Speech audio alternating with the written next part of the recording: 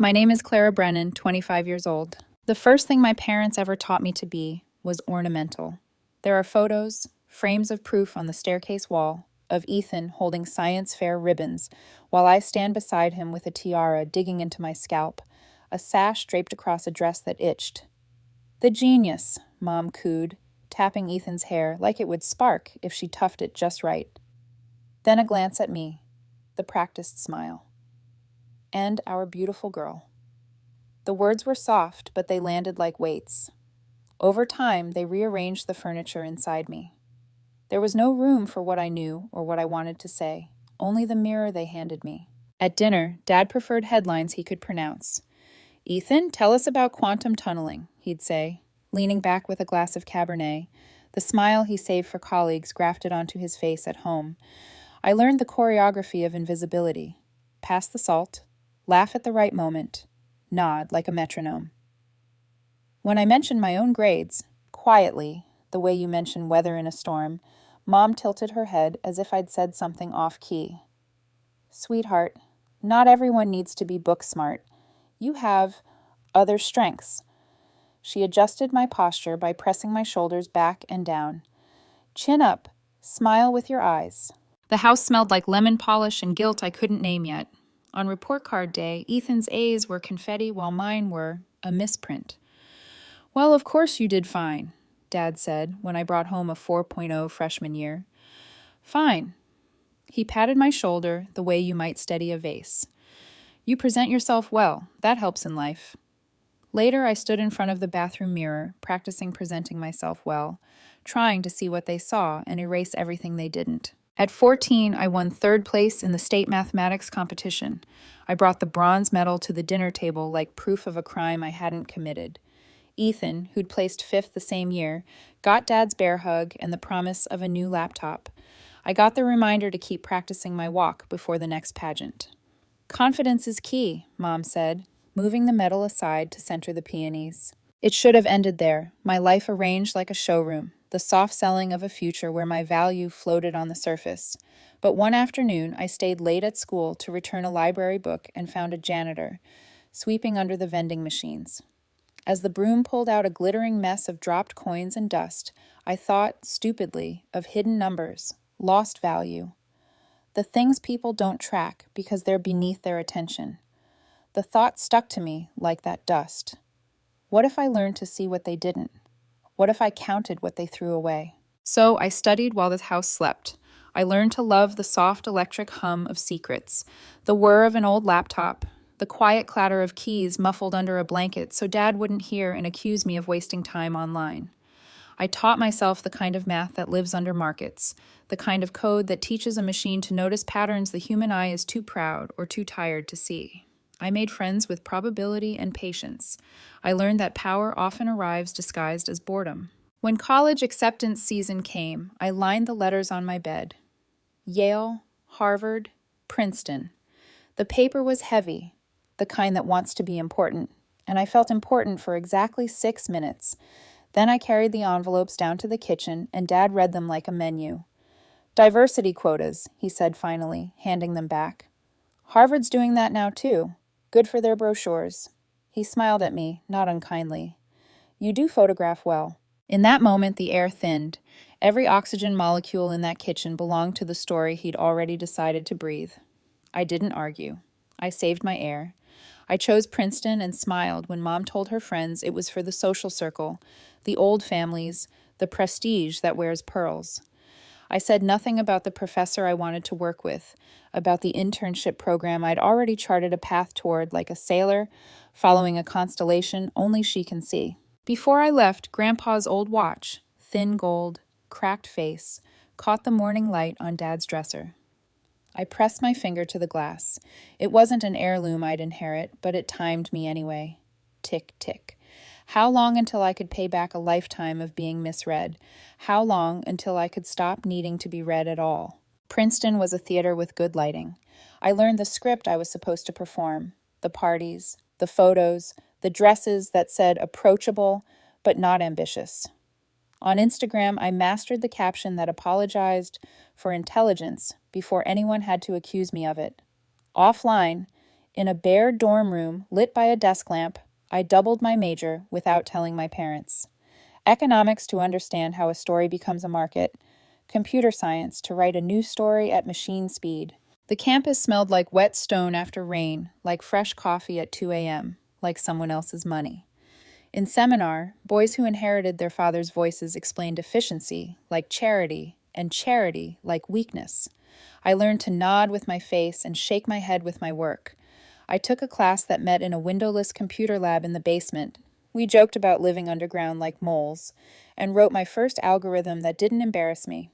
It was small and ugly and greedy in the way learning is greedy. It grabbed every scrap of data and tried to make sense of it until it scraped its knees. I loved it anyway. By sophomore year, I knew the internship I wanted, and I knew who would try to stop me from wanting it. Professor Grayson ran a prestigious program that placed a handful of students with high-octane firms each summer, the kind of firms Dad revered when he thought reverence made him tall. I applied under a version of my name that didn't carry my father's echo. I cut my hair blunt and plain. I wore a navy suit that fit like a decision. When I interviewed, Grayson's eyes flicked to the line on my resume that didn't exist on the version my parents had ever seen, Athena Project, independent research on statistical arbitrage. He asked if the name meant anything. Wisdom in warfare, I said. He didn't smile, but he underlined something on his notes. I got it. A thin email at 6:03 a.m. that changed the temperature of my life by a degree no one else could feel. When I told my parents, Dad laughed. They probably needed a pretty face for their brochure. Mom said, "Don't embarrass yourself, sweetheart." I said, "I won't," and went back to my room and added 30 minutes to my daily run because anger needs somewhere to go, and I refused to let it live in my throat. In the city that summer, the office floor vibrated faintly with servers and ambition. Men in dark suits talked about risk, like it was a spice, and about ethics, like it was optional. I kept my head down and my code clean. I watched trades the way a kid watches a magician's hands. There were tricks, yes, and there were also tells, tiny hesitations, clusters of behavior that hinted at the shape of something wrong. I started a folder on my desktop named Dustpan. It was a joke to me at first. Bits the system dropped. Later, it wouldn't be a joke at all. Grayson introduced me to the man he called Old Guard, a friend of the program, someone who'd been around since the industry learned to smile for cameras. His cufflinks caught the light. His handshake was the friendly kind that checks your pulse for fear. He asked me where I saw myself in 5 years. I lied because the truth, running a ship I built myself, sailing directly over the men who taught me to drown, wouldn't play. Learning, I said, as much as possible. He chuckled. Smart girl. The phrase tasted like pennies. I swallowed it. Behind the scenes, I was building something with no name yet. Night after night, in a rented room that smelled like old paint and possibility, I wrote and rewrote code that could read a market like weather, feel a pressure shift before the storm landed. It failed in 1,000 ways. I learned all the reasons it failed. It grew a spine. I learned how to make computers pay attention, and I taught myself the patience to let them. One evening, I walked back to the apartment after a thunderstorm. The air was rinsed. Every streetlight carried a halo. I passed a storefront with mannequins in polished glass, their plastic eyes fixed on a future they'd never enter. For a moment, I saw myself reflected between them, part person, part display. It occurred to me that revenge doesn't have to be dramatic. Sometimes it's just a ledger balanced correctly after years of creative accounting. Sometimes it's a door you walk through and quietly lock behind you. I didn't know yet what I would become or what it would cost. I only knew 2 things. I was done auditioning for a family that would never cast me as anything but decoration, and I was getting very, very good at finding value in what powerful men didn't bother to notice. On my desk, the cheap alarm clock I'd bought at a drugstore blinked 2:17 a.m. The code finished running. Lines of output marching across the screen like soldiers who finally understood the order.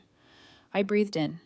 Somewhere far away, in a house that smelled like lemon polish, my parents slept under a story they'd written about me. On my laptop, a different story took shape. I named the file Athena. The cursor blinked. The storm moved on. The city exhaled. So did I.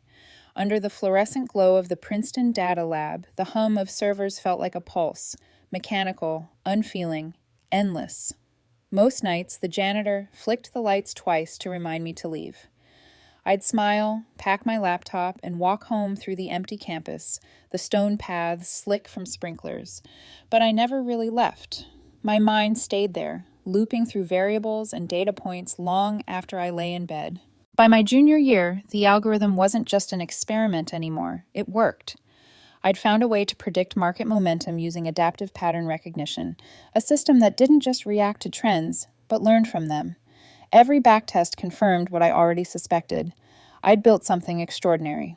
Still, I didn't tell anyone. Secrecy had become my default. It protected me from questions, from dismissal, from the inevitable smirk that said, "You probably had help." Instead, I let people underestimate me. The frat boys, the professors who forgot my name mid-semester, even my family, especially my family. Ethan was finishing his physics degree at MIT, drowning in accolades. He'd call sometimes to update me on his latest publication, his latest breakthrough, the latest grant his department secured. I'd listen, murmuring the appropriate congratulations, then hang up and return to my code. We both knew he wasn't calling to share. He was calling to remind me who the smart one still was. When Professor Grayson nominated me for the National Finance Research Award, I declined. Publicity was dangerous. Recognition was visibility, and visibility could alert the very people I intended to outmaneuver. Instead, I took the $15,000 prize money quietly and funneled it into a shell account. It became the seed money for something bigger, Athena Investments, LLC. The name came to me during a late-night walk along Nassau Street. The bronze statue of Athena outside the Philosophy Building gleamed in moonlight, wisdom and warfare. Two traits I'd been told a daughter shouldn't possess. I filed the paperwork myself. No press, no partners, just a legal entity waiting for capital. Using the algorithms I'd refined for 2 years, I made small, calculated trades through a low-profile brokerage. $15,000 became $50,000, then $200,000. My system learned faster than I did. Every trade felt like breathing air that had once been locked behind glass. By graduation, my returns were impossible to ignore. Bloomberg analysts started whispering about an anonymous fund outperforming major hedge funds by triple digits. The market called me the Phantom Investor. I smiled at the name. Ghosts are powerful when no one knows who they were in life. Meanwhile, Dad still believed I was in marketing. "At least you chose something stable," he'd said during one of his rare calls. "The creative side of business. That suits you." Suits me. The phrase sat bitter on my tongue. When the Grayson internship opened again post-graduation, I accepted, not because I needed it, but because Roland Vance Sr. was one of its patrons. He ran Stratton Capital, a firm my father had spent decades worshiping from afar. The same firm that rejected him 30 years ago. At the orientation dinner, Vance Sr. clasped my hand, his watch glinting under the chandelier. "Edward Brennan's daughter," he said, eyes narrowing with recognition. "He still runs Brennan Industries, doesn't he?" "Yes," I said lightly. "Still the family pride." He chuckled, low and knowing. "Your father and I go way back. Tell him I say hello." I smiled. I'm sure he'd love that. That night, I stayed up studying Stratton's financials. I already knew they were bleeding money beneath the polish, but now I wanted proof and motive. Something about Vance's tone, the way he spoke of my father, set off alarms. I began tracing transactions buried under layers of offshore subsidiaries, and what I found made my skin crawl. Wire transfers. 2008. Names I recognized. Patterns that looked eerily like the algorithmic fraud cases I'd studied for fun. And there it was. Edward Brennan, beneficiary. I sat frozen, staring at the screen. My father wasn't a victim of the system. He was part of it. The realization didn't shatter me. It clarified me. For years, I thought revenge meant earning his respect by outsmarting him. That night, I realized respect was irrelevant. The only thing that mattered was exposure. The next morning, I met with Vance Sr. in his Stratton office. Mahogany, leather, and the faint rot of arrogance. He looked at me over steepled fingers. "You have potential, Clara. Don't waste it chasing moral victories. Wealth is the only truth that lasts." I smiled sweetly. "Is that what you told my father?" He froze, just for a moment, but it was enough. By the end of that month, I'd withdrawn from the internship. Formally, I cited personal focus. Privately, I incorporated a second shell company to mask my trades. I began quietly accumulating stock in Brennan Industries, my father's kingdom. The market was kind to me. My algorithm was kinder. Over the next year, I built capital, purchased shares through intermediaries, and used the downturns to hide my ascent. My father's board thought they were selling to an ordinary investment group. They weren't. By the time I turned 24, I controlled 49% of Brennan Industries. 2 months later, I crossed 51. The number wasn't just control, it was ownership. And I didn't stop there. I filed acquisition paperwork for Stratton Capital itself, the empire of Roland Vance Sr., now under quiet investigation for accounting irregularities. The man who once rejected my father was about to answer to his daughter. It was elegant symmetry. Still, I told no one. Not even my small legal team knew my true identity. I'd mastered invisibility too long to surrender it now. On a Sunday evening, 6 months into the plan, I received a call from home. Mom's voice was bright, brittle, the kind she used for guests. "Sweetheart, don't forget dinner tomorrow. Ethan's bringing someone special, a medical student from Johns Hopkins." I could hear Dad in the background, laughing, the clink of ice in his glass. I glanced at my laptop. The takeover presentation sat open. Graphs, legal forms, restructuring slides. Monday morning, 9:00 a.m., Brennan Industries would learn who owned them. "Of course," I said softly. "I'll wear something special." After she hung up, I stared at the city outside my window, all those lights belonging to people certain of their stories. Then I looked at my reflection in the glass. Calm, professional, unknowable. They'd see me tomorrow finally, but not the way they expected. I closed my laptop. The screen went black, leaving me alone with my own reflection. Not the pretty daughter, not the overlooked child. Just the woman who'd built a weapon out of silence. Tomorrow, I thought, smiling faintly. Tomorrow, the war begins. The next evening, the Brennan family dining room looked like a magazine spread, all gleaming crystal, white linen, and candlelight trembling on polished silver. My mother always believed beauty could disguise decay. She was right. I parked at the curb instead of the driveway. The Tesla in front of me, Ethan's, of course, reflected the porch lights like liquid arrogance. I hesitated for a moment, my hand on the steering wheel. The manila folder on the passenger seat seemed to hum with energy, a collection of papers that could erase the myth of our family in an instant. I left it there, for now. Mom opened the door before I could ring twice. Her perfume hit first, something floral and expensive, the same scent she wore to PTA meetings when she wanted to seem perfect. "Clara, sweetheart," she said, eyes flicking down my charcoal suit, "you look so professional." That word again. Professional. The way she said it made it sound like rebellion. "Board meeting tomorrow," I said, stepping inside. "Thought I'd get in the right mindset." She blinked. "I didn't know your marketing firm held board meetings."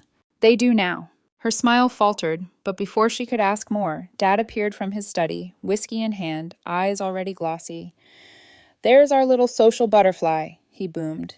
"You finally remembered where we live." "Wouldn't miss family dinner," I said evenly. He clapped me on the back, not noticing that the contact made me flinch. "That's the spirit." Ethan emerged next, tall, confident, a slightly receding hairline, hidden by expensive styling. His arm was around Cassandra, a quiet woman with kind eyes, and the sort of poise you can't fake. Her handshake was firm, her smile genuine. "I've heard so much about you," she said warmly. "I hope not all of it," I replied. She laughed, the sound soft and human in a room full of pretense. We sat down. The table gleamed with Mom's best china, as though we were hosting royalty. The first course was already plated, pear salad with blue cheese and caramelized walnuts. Presentation was Mom's favorite armor. She started the usual interrogation. "So, Cassandra, Ethan tells us you're top of your class at Hopkins. That's wonderful." Cassandra blushed. "I've been lucky." Dad leaned in, already impressed. "And your family? What do they do?" "Dad's a cardiovascular surgeon," she said. "Mom runs a literacy nonprofit." Mom and Dad exchanged delighted looks, the kind reserved for pedigrees. "Outstanding," Dad said. "You know, Hopkins has one of the most rigorous programs in the country." "Yes, Dad," Ethan said, voice tight, but his eyes were glowing with pride. I watched them, detached. A familiar ache gnawed at me. Not jealousy, not anymore. just the hollow space where belonging used to live. Mom finally turned to me. And how's your little marketing job going, Clara? Actually, I said, setting my fork down, I have some news. 4 pairs of eyes turned toward me. I'm changing companies, taking on a new position, more responsibility. Mom's smile was polite. That's lovely, dear. Director of marketing, perhaps. Not quite. Dad chuckled. Vice president? Don't tell me you're running the place now. I looked up and met his eyes. Yes, CEO. The word hung in the air, sharp as glass. Cassandra blinked. Ethan froze. Mom laughed, uncertain. CEO of what, sweetheart? 2 companies, actually, I said. Athena Investments and Brennan Industries. The room fell silent. Even the candles seemed to hesitate. Dad's face drained of color. That's not funny. I wasn't joking. I reached into my bag and slid my phone across the table. On the screen glowed the press release scheduled for 6 a.m. Monday morning. Monday. Athena Investments completes majority acquisition of Brennan Industries. Mom's fork clattered against her plate. Ethan's voice broke the silence. You can't. You're saying you own 51%, I said calmly. Actually, 53 as of Friday.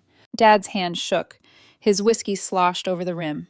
That's impossible. Athena's the fund that's been buying up shares for months. Correct. You? He whispered. You're Athena? I smiled faintly. Goddess of wisdom and warfare. It felt appropriate. He shoved back from the table, standing now, voice rising. You tricked us. You manipulated my company, my partners. Our company, I corrected. And I didn't manipulate anyone. I made fair offers. They accepted. Mom looked between us, terrified. Edward, please. He ignored her. You think this makes you powerful? You think you can humiliate me in front of my family? I didn't have to, I said quietly. You already did that yourself. His jaw clenched. You have no idea what you're talking about. Oh, I think I do. I opened the manila folder and spread the papers across the table. Bank statements, emails, wire transfers, all dated between 2005 and 2010. Cassandra's eyes darted across the pages. Ethan stared, confusion turning to disbelief. These, I said, tapping the documents, are records of payments from Stratton Capital to Brennan Industries, hidden under subsidiary accounts, the same period you reported record profits while the market was collapsing. Dad's voice broke. Those are fabrications. They're not. I looked at him steadily. The SEC would confirm that Monday morning if you'd like. Mom's hand flew to her mouth. Edward? He turned on her. She's lying. She's always been jealous. I cut him off. Jealous of what? Of being invisible at your own table? His face went red, then white. You don't understand business. Those transactions were fraudulent, I finished. You and Roland Vancier built fortunes off collapsing retirement funds. You called it strategy. I call it theft. Ethan stood. Clara, stop. You're destroying this family. No, I said, my voice cold. I'm revealing it. Mom was crying now, real tears streaking her mascara. How could you do this to us? How could you? I shot back. How many times did you look away while he built his empire on lies? How many dinners did you smile through while people lost everything because of his greed? Enough, Dad shouted. You don't talk to your mother that way. I stared at him. This man who'd dismissed me my whole life, who thought wealth equaled worth. You don't talk to me like that anymore. Monday morning, you're being removed as CEO. The board will support the motion. Most of them have already signed. He lunged across the table, but Ethan caught him, shouting his name. The candles tipped, wax spilling like blood. Get out, Mom sobbed. Both of you, please. I gathered the papers into my folder. Calm, methodical. You'll receive formal notice tomorrow, along with the subpoena. My lawyers will contact yours. Subpoena? Ethan repeated weakly. For securities fraud, wire fraud, and insider trading. Dad's body went rigid. You'd send your own father to prison? I'd send a criminal there, I said. The label doesn't matter. The silence that followed was almost holy. The only sound was the faint tick of the dining room clock, a steady reminder that time always runs out. I turned to Cassandra, who was pale but composed. You should leave, tonight. She hesitated. Why? Because tomorrow the world will know what he did, and you don't want to be tied to this family when it happens. She looked at Ethan, then at me, then nodded. Thank you. As she slipped out, Mom whispered, Please, Clara, think about what you're doing. I have, I said, every night since I was 17. I picked up my bag and walked to the door. Behind me, Dad's voice cracked like thunder. You ungrateful child, after everything we gave you. I turned back, met his furious eyes, and said softly, You didn't give me anything. You just taught me what to take. Outside, the air was sharp with winter. I sat in my car, the glow from the house flickering across the windshield like ghosts waving goodbye. The email draft was already open on my phone, the one addressed to the SEC, the FBI, and 3 major financial outlets. All it needed was a tap. I looked back at the house one last time, the home where I'd been ornamental, the family that had mistaken silence for obedience. Then I pressed send. By Monday morning, the story had already broken. The sun hadn't even risen over the skyline when my phone began vibrating on the nightstand. First one notification, then another, then hundreds. Athena Investments takes control of Brennan Industries in hostile acquisition. CEO Edward Brennan, under investigation for securities fraud. The daughter who outsmarted Wall Street. I watched the headlines flicker across the screen like fireworks in a foreign city. None of them felt real. The air in my apartment was still, the kind of stillness that comes before a storm, or after one. You never really know which until it's too late. I dressed deliberately. Navy suit, hair slicked into a low bun, the platinum watch I'd bought after my first $1 million quarter. The watch wasn't vanity, it was punctuation. Every tick a reminder of the years they'd ignored me. When I stepped outside, the city buzzed with the chaos I'd unleashed. News vans lined the sidewalks near Brennan headquarters, reporters shouting into microphones, their breath visible in the early morning chill. I walked through them without a word, security escorting me past the cameras. Someone shouted my name, and flashbulbs exploded like gunfire. Inside, the elevator ride to the 23rd floor felt endless. The numbers blinked upward with mechanical indifference. My reflection in the mirrored walls didn't look like revenge. It looked like composure stretched too thin. The boardroom was waiting when the elevator doors opened. 12 men in dark suits, the same faces that used to pat my shoulder at charity events and tell me I'd make some man very happy someday. Now they looked at me like a storm they hadn't forecasted. I took the head seat, my seat now. "Gentlemen," I said, "let's begin." The lead attorney, a man whose tie cost more than my first laptop, cleared his throat. "Ms. Brennan, the board would like to understand the scope of your intentions regarding this acquisition." "It's not an acquisition," I said, opening the binder in front of me. "It's a course correction." One of the directors, an older man with trembling hands, frowned. "Your father built this company from nothing." "No," I said softly. "He built it from other people's losses, from lies and shortcuts and fraudulent trades. Brennan Industries hasn't produced a clean financial statement in over a decade." The silence that followed was almost respectful. For the next 3 hours, I outlined my plan, restructuring operations, terminating the executive team, liquidating toxic assets, and cooperating with the SEC to ensure full transparency. I spoke in measured tones, my voice steady even when my stomach churned. By noon, 6 executives were dismissed. By 1 o'clock, I had full control of the company's internal accounts. When I finally stepped out of the building, the news vans were still there. Reporters swarmed like bees, scenting blood. "Clara, did you really take down your own father? What do you say to accusations that this was personal? Are you the youngest female CEO in the country?" I said nothing. My silence fed them better than any statement could. Back in my apartment that night, I poured a glass of wine and stood at the window, watching the city glitter. Below me, life went on as usual. People walking dogs, taxis honking, lights flicking on in tiny apartments. My phone buzzed with calls I didn't answer. Ethan, Mom, unknown numbers that probably belonged to journalists or lawyers. Finally, curiosity won. I opened my email.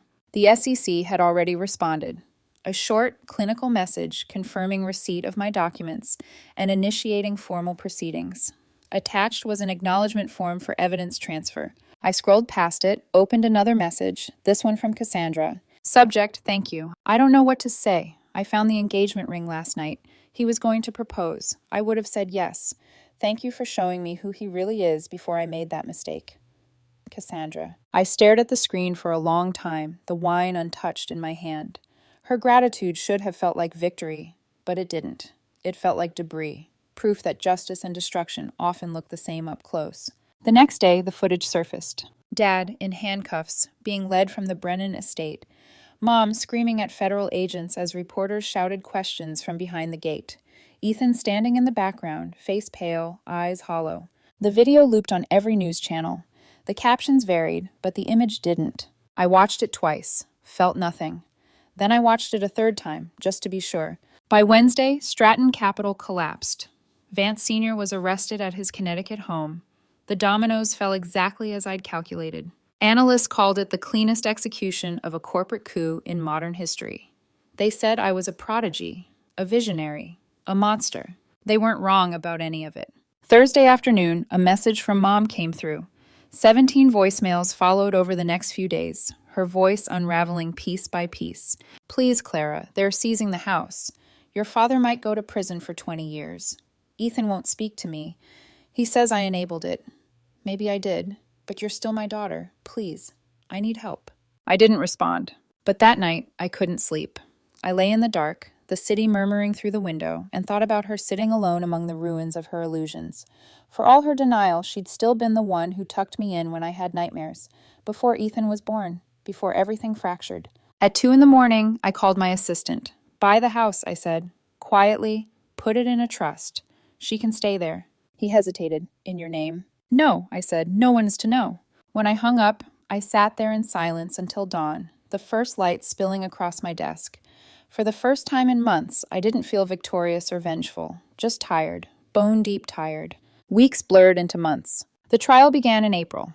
I wasn't required to testify. The evidence spoke louder than I ever could, but I attended anyway, sitting in the back row as a spectator to my own undoing. Dad looked smaller in the courtroom, as if gravity had found him all at once. When the prosecutor, Diana Chen, asked if he'd ever considered the families he'd bankrupted, he said, I was providing for mine. She replied, by destroying others? He didn't answer. The jury took 4 hours, guilty on all counts. Outside, reporters swarmed me again. Do you feel vindicated? One asked. I thought about the word, vindicated. It sounded clean, sterile, triumphant. I thought about the retiree who'd sent me an email saying her husband killed himself after losing his savings in 2009. I thought about Cassandra's quiet gratitude and my mother's sobbing voicemails. No, I said finally, just finished. But I wasn't, because vindication isn't the same as peace. And peace doesn't come easily to the people who burn kingdoms down, even when those kingdoms deserve to fall. The verdict made headlines for weeks. Brennan guilty on all counts. Wall Street Titan faces 24 years. Daughter's evidence seals historic conviction. Every article used my name like punctuation. Clara Brennan, the daughter who took down her father. The phrasing varied. Some called it justice, others betrayal. I stopped reading after the first few days. Words can't bruise skin, but they can bruise silence, and I'd spent too many years learning how to keep mine intact. Ethan didn't speak to me for nearly 3 months. When he finally did, it wasn't kindness that brought him to my office. It was rage. He waited in the lobby until my assistant told me he refused to leave. When I stepped out, he looked thinner, paler. The precision he used to reserve for equations had migrated to the tightness in his jaw. You're satisfied now? He asked. I gestured to the conference room glass. Let's not make a scene. He followed me in, arms crossed. You destroyed him, Clara. You destroyed us. I took a breath. No, he did that when he chose greed over decency. I just removed the wallpaper. He slammed his fist against the table. You think this is noble? Mom has nothing. Nothing. She can't even afford the electric bill. She's living in that mausoleum of a house surrounded by boxes and reporters. I kept my tone level. She's not homeless. He frowned. What? I bought the house, I said. Through a trust. She doesn't know. His anger faltered, confusion bleeding into disbelief. Why would you? Because she's still my mother, even if she never acted like one. He opened his mouth, closed it again. So, what now? I clean up the mess, restructure both companies, repay what can be repaid. While you play martyr? His voice cracked. You ruined your own family for headlines. I stood. You're right, it was personal, but that doesn't make it wrong. He stared at me, searching for the sister he remembered. Whatever he saw wasn't her. He left without another word. That night I listened to one of Mom's old voicemails again. Her voice, raw and shaking. Maybe Ethan's right. Maybe I chose comfort over truth. But you're still my daughter. Please talk to me. I deleted it again. Deleting was easier than forgiving. But forgiveness has a way of creeping back in through the cracks you think you've sealed. A few weeks later, I got an email from Cassandra. Subject, proposal. I've been thinking about what you said, about building something instead of destroying. I'm starting a free clinic for families devastated by financial crimes. Medical care, therapy, financial counseling. But I need funding. I think you'll understand why I came to you. Cassandra. Attached was a 20-page business plan. It was thorough, brilliant, humane. When we met for coffee, she looked nervous, her hands clasped around a chipped mug. "You don't owe me anything," she said. "I just thought maybe this could make some of it right." I studied her face, the calm after someone's storm. "You'll run it yourself?" "Yes, full time. No donors with agendas, no names on the building." I nodded slowly. "You'll have full funding for 3 years. After that, we'll reassess." Her eyes widened. "You mean it?" "I do," I said, "on one condition." "What's that?" "You call it the Grayson Clinic." She tilted her head. "After the professor?" "No, after my grandfather, his middle name. He believed knowledge should help people. He just never had the means to prove it." Cassandra smiled softly. "Then it's settled." When she left, she hugged me. It was the first hug I'd accepted in years that didn't feel like a transaction. That night, I stood in my penthouse, staring at the city below, and felt something strange. An emotion I couldn't quite name. Not relief, not joy. Maybe the first faint flicker of redemption. Athena Holdings, my newly rebranded empire, was thriving. We were restructuring portfolios, eliminating predatory assets, investing in ethical startups.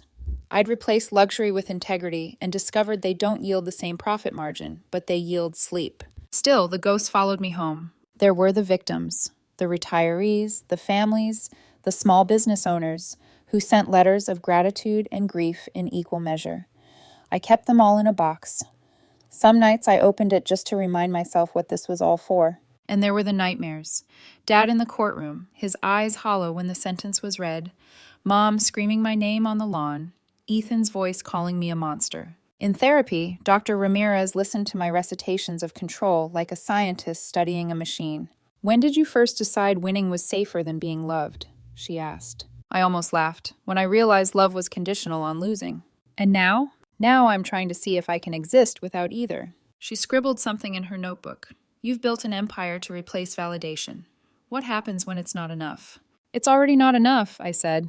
The following months unfolded in quiet motions of repair. Cassandra's clinic opened its doors in Baltimore and treated 3,000 patients in the first 6 months. Families received therapy, food assistance, financial literacy training. It was the first time something I built didn't revolve around vengeance. One evening, I drove down unannounced. The waiting room was full, a mosaic of exhaustion and hope. Cassandra spotted me by the door and smiled. "Stay," she whispered. "See what you made possible." A little girl tugged her mother's sleeve, pointing at the framed photo on the wall, the Grayson Clinic, founded 2023.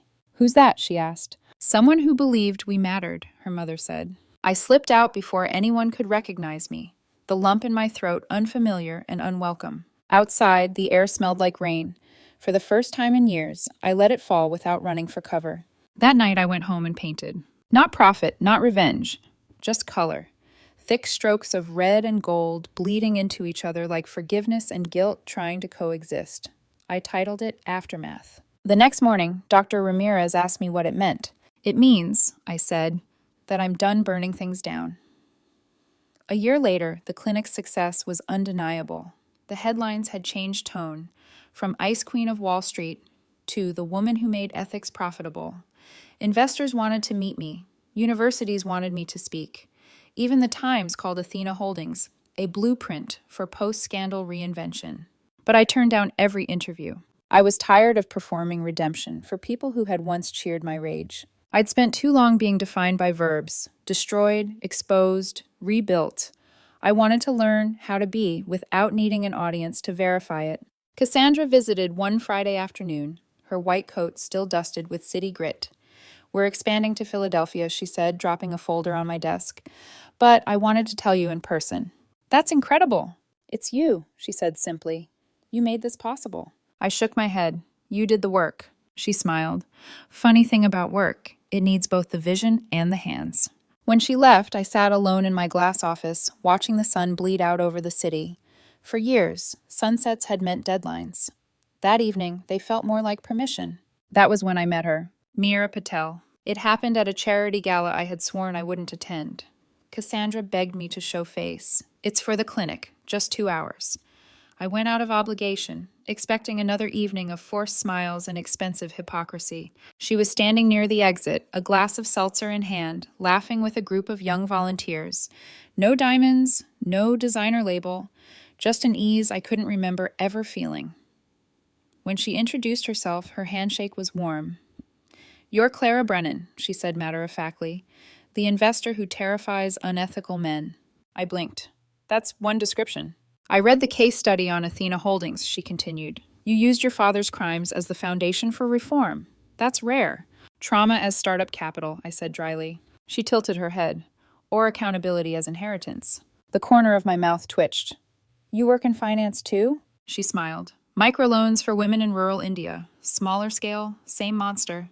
We talked for 4 hours straight, about numbers, but also about mercy, about how power and empathy rarely share the same sentence, about what happens when you stop wanting to be right and start wanting to be whole. For the first time in years, I didn't feel like I was auditioning. We began seeing each other quietly. She didn't care about the headlines. She cared about whether I'd eaten, whether I was sleeping, whether I could sit through silence without fidgeting for control. She told me once, half asleep, "You don't have to keep earning safety. You already have it." And I believed her. Almost. 2 years passed. The clinic expanded to 4 cities. Athena Holdings tripled its assets. The financial world stopped calling me the pretty one and started calling me the reckoning. I should have felt triumphant. Instead, I was restless. Success can be another cage if you forget to leave the door open. Dr. Ramirez called it post-vindication grief. "You built an identity around proving yourself," she said. "Now that no one doubts you, you don't know who you are without the fight." She was right. The fire that once kept me warm now just left ash. Then came the letter. It arrived by courier, the paper thin and shaking like the hand that wrote it.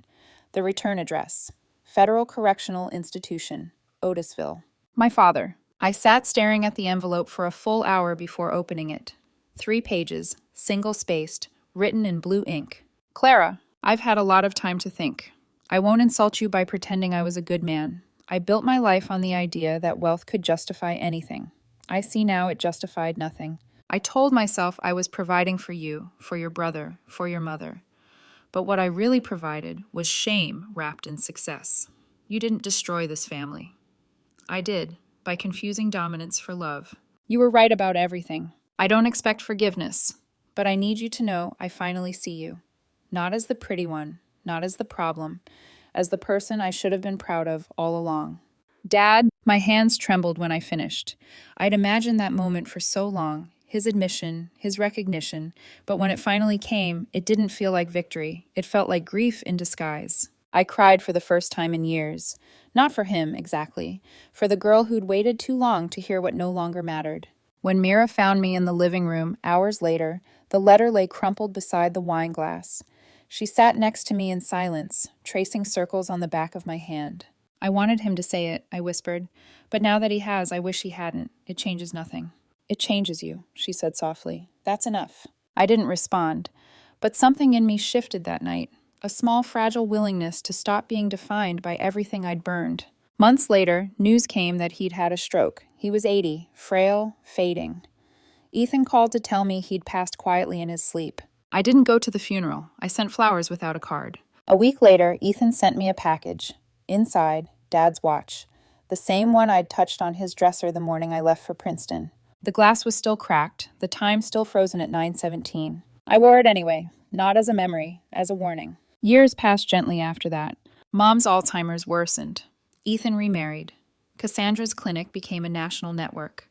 Mira and I built a home upstate, a small house with good light, big trees, and no ghosts. One evening, I stood on the porch watching fireflies rise from the grass. Mira brought me tea. "Do you ever regret it?" she asked. "The takeover? All of it." I thought for a long time. I regret who I had to become to survive it, but not that I survived. She nodded. "That's an honest answer." "I'm tired of clever answers," I said. "Honest ones hurt less in the long run." She laughed quietly, leaned her head on my shoulder. The night hummed with crickets and forgiveness I hadn't asked for but finally felt ready to receive. Maybe peace wasn't a clean slate. Maybe it was learning to live with the smudges. Tomorrow I'd return to the city for a board meeting. But tonight there was just this.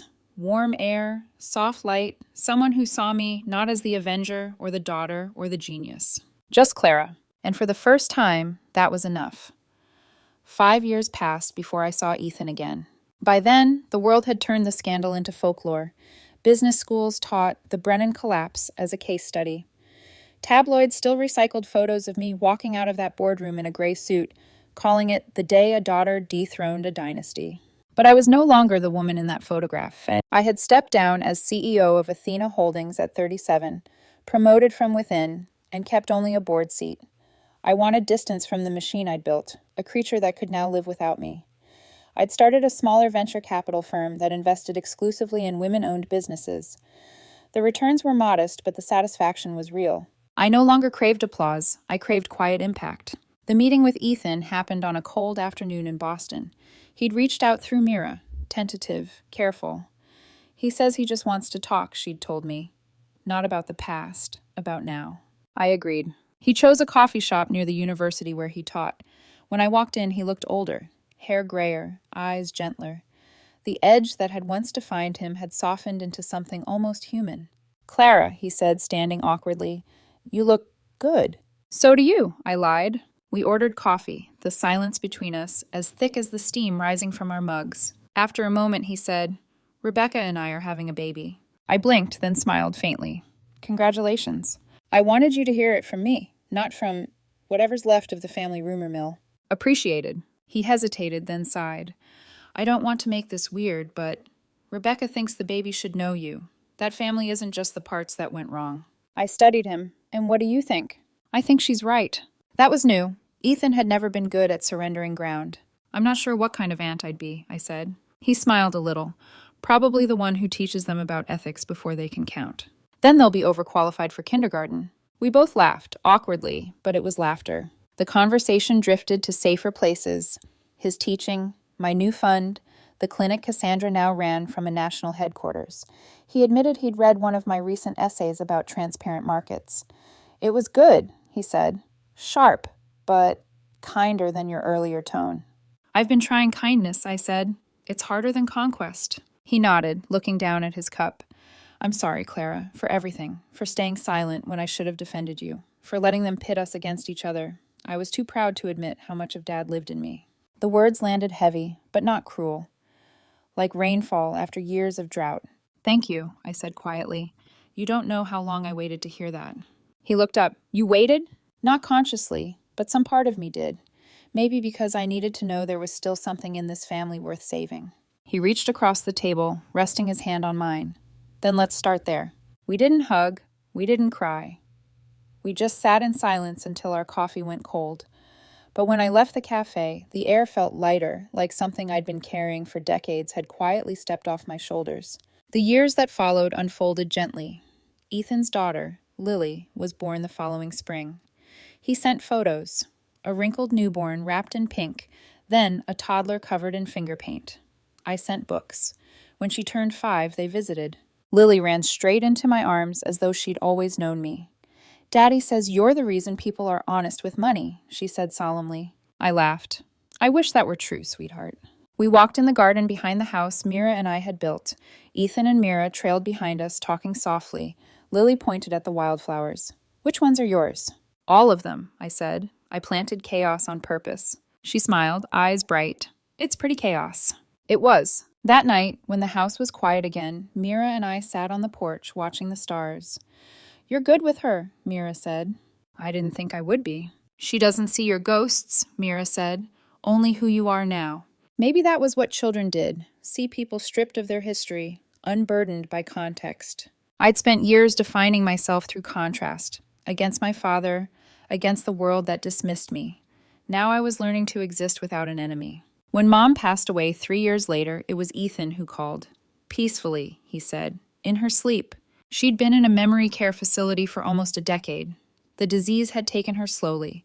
First her short-term memory, then her sense of time, then the pieces of herself that once tried to manage appearances. At the funeral, I stood beside Ethan as he delivered the eulogy. His voice was steady. "Our mother wasn't perfect," he said, "but she taught us to find beauty even when everything was falling apart. I think, in her own way, she believed that was love." After the service, relatives I hadn't seen in years approached me, hesitant, curious. Some offered condolences, some whispered apologies. One aunt, Dad's sister, pressed my hand. "We were wrong about you," she said. "You didn't destroy the family. You saved what was left of it." I nodded. Maybe. Grief doesn't end when the speech is due. It lingers, shapeshifts. That night, I sat in the empty house that had once been ours, the faint scent of lemon polish still clinging to the walls. For years, I'd thought redemption meant being seen. By them, by the world. But sitting there, I realized something quieter. I didn't need witnesses anymore. The act of living differently was enough. Before leaving, I walked through each room one last time. My old bedroom, stripped of furniture, but not memory. Ethan's trophies still lined a shelf. In the corner, behind the peeling wallpaper, I found something taped to the wall, a faded piece of notebook paper in my teenage handwriting. "You will never be invisible again." I smiled. "You were right," I whispered to that girl. "You just didn't know what it would cost." I folded the paper, slipped it into my pocket, and turned off the light. 15 years after the takeover, I published a book. Not about finance or revenge, but about silence. It was called Unseen. It wasn't a business memoir. It was a map of the spaces between anger and forgiveness, between power and peace. Critics called it too introspective, too soft. I didn't mind. It wasn't for them. It was for the girls who'd been told to smile instead of speak. At readings, women would line up with tear-streaked faces, whispering, "Thank you. I thought I was the only one." I always told them the same thing. There's no victory in being right if you can't rest afterward. Fight if you must, but learn how to stop fighting too. One night, after a signing, a young woman lingered as the crowd thinned. She looked barely 20, her hands shaking. "My father runs a company like yours used to be," she said quietly. "He says compassion is weakness. I'm studying finance because I want to prove him wrong." I handed her my card. "Don't waste energy proving him wrong," I said. "Build something so right he becomes irrelevant." She nodded, eyes bright with the same fire I once carried. Watching her leave, I realized the work would outlive me. The cycle had broken. Now, years later, my hands tremble when I paint, but I still paint. My studio smells of oil and turpentine and rain through open windows. The latest canvas is nearly finished. A figure standing in light that reveals her scars instead of hiding them. I title it Enough. Outside, the garden hums with life. Mira reads under the oak tree. Ethan visits sometimes with Lily, now in college, studying social policy. Cassandra's clinics serve hundreds of thousands each year. The world keeps spinning, imperfect but a little better than before. I'm not angry anymore, not even nostalgic, just steady. Because in the end, revenge was never the story. Recognition wasn't either. The story was survival, and what you choose to build after surviving. And I built this, a life that's mine. If this story moved you, don't forget to like, subscribe, and share your thoughts in the comments below. I'd love to hear your story too.